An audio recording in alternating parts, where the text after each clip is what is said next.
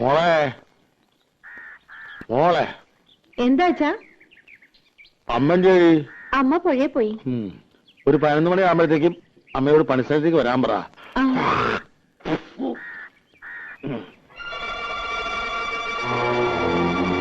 വാ കേറിയിരിക്ക. എവിടെ നിങ്ങളുടെ മരുമോൻ? അവനിവിടെ ഇല്ല, വീട്ടിൽ പോയിരിക്കുക. തത്തമംഗലത്തിന് 2 ദിവസം കഴിഞ്ഞ് വരും. ദിവാര, കഴിഞ്ഞത് കഴിഞ്ഞു, നീ ഉണ്ടാവാണ്ട് നോക്കുക. ഞാൻ അവനോട് പറഞ്ഞിട്ടുണ്ട്, നിന്റെ വിഷമം എനിക്ക് മനസ്സിലാക്കാൻ കഴിയും. എന്റെ വിഷമം ആരും മനസ്സിലാക്കണ്ട. ഞാൻ വെറും കരിവേപ്പില്ല. ഞാൻ എന്താ ചെയ്യണ്ടേ? നിങ്ങൾക്കറിയുമെന്നറിയില്ല.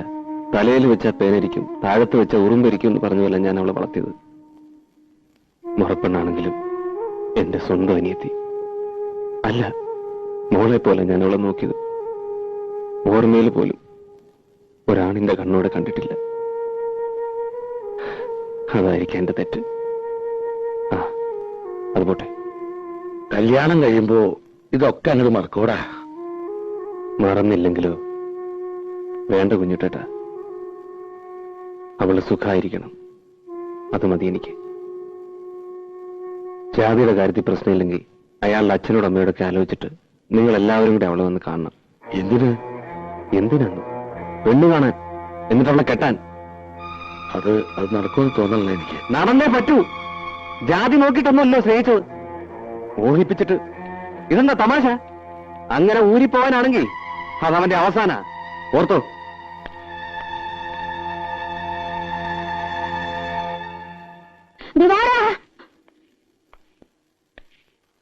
എടാ, രാവിലെ കണ്ടോ നീ? കാട്ടിൽ കിടക്കുന്നത് കണ്ടോണ്ടാ ഞാനൊന്ന് കുളിക്കാൻ പോയത്. ഒന്ന് മുങ്ങി കയറി ചെന്നപ്പോഴേക്ക് ആളില്ല. ചതിച്ചല്ലോ തള്ളോ നിങ്ങൾ.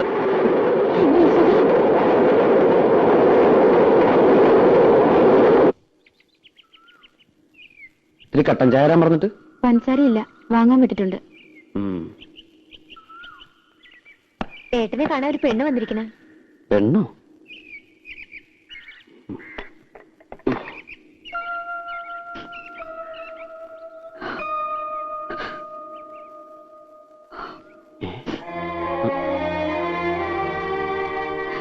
എങ്ങനെ കണ്ടുപിടിച്ചു? കരയില്ലേ? എന്താ പ്രശ്നം ഉണ്ടായത്? കരയാതെ കാര്യം പറയട്ടെ. കാര്യമൊന്നും അറിയില്ലേ? ഞാൻ പോന്നു അവിടുന്ന്. എന്തിന്? എനിക്കിനി അവിടെ നിൽക്കാൻ വയ്യ. എന്നോട് എനിക്ക് അങ്ങനെയൊക്കെ സംസാരിക്കേണ്ടി വന്നു.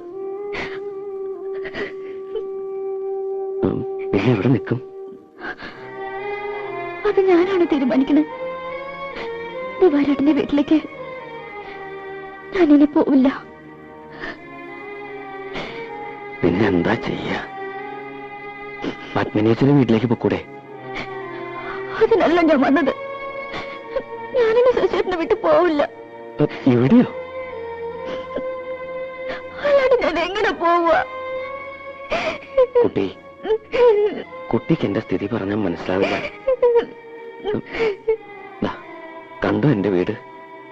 ഈ വീട്ടിലാ അച്ഛനും അമ്മയും പെങ്ങന്മാരും അനിയനും ഞാനും ഒക്കെ താമസിക്കുന്നത്. ഇവിടെ എങ്ങനെയാ ഞാൻ കുട്ടിയെ? പിന്നെ എന്തിനാ എന്നെ സ്നേഹിച്ചത്? സ്നേഹിച്ചു, അത് ശരിയാണ്. പക്ഷേ വെറുതെ ഒരു തമാശ. അങ്ങനെ പറയരുത്. മനസ്സറിഞ്ഞ് എന്നെ ഞാൻ ഇഷ്ടപ്പെട്ടത്. കല്യാണം കഴിക്കുന്നത് മോഹമുണ്ട്.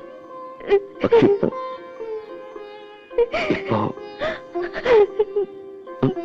ഇപ്പൊ എനിക്ക് വയ്യ.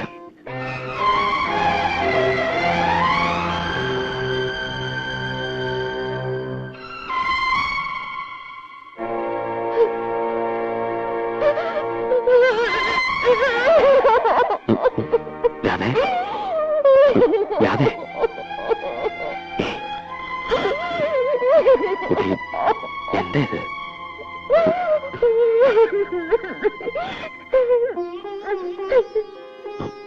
നോക്കൂ, ഒരു വലിയ കുടുംബത്തിന്റെ ഭാരം മുഴുവൻ എന്റെ ചുമലില്ല.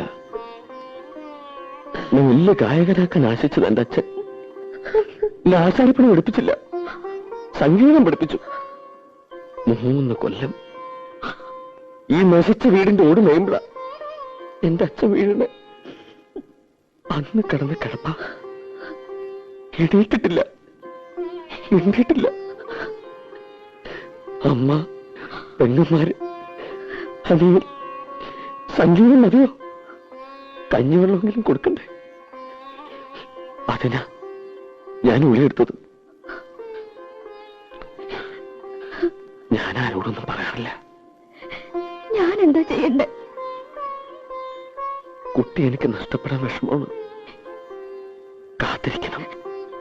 എവിടെ എവിടെ കാത്തിരിക്കും?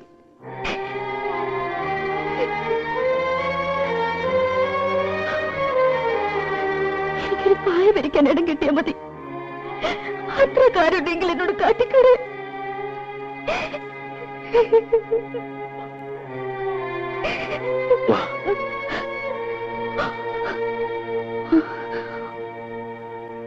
നോക്ക്, എന്റെ അച്ഛൻ, അമ്മ, പെങ്ങന്മാര്, ഒരു മുറിയുണ്ട്. ഇതിനിടയിൽ ഞാൻ എവിടെയാ കുട്ടിക്ക് ഒരു പായ വിരിച്ചു തരാം? പായ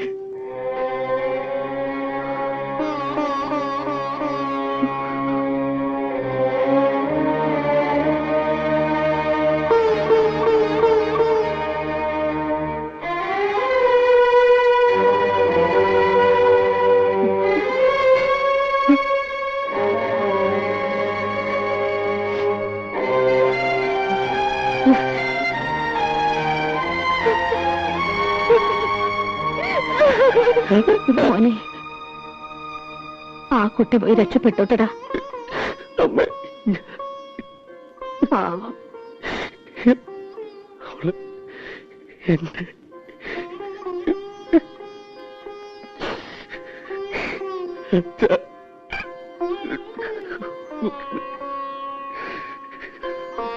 എന്റെ അവള് പാവം.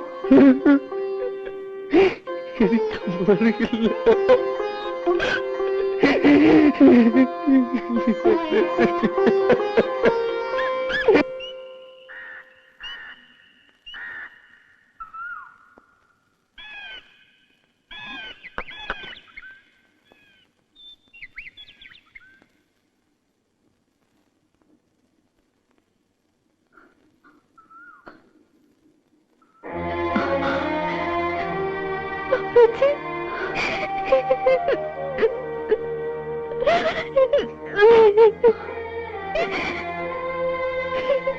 ഞാൻ അറിഞ്ഞ കാര്യങ്ങളൊക്കെ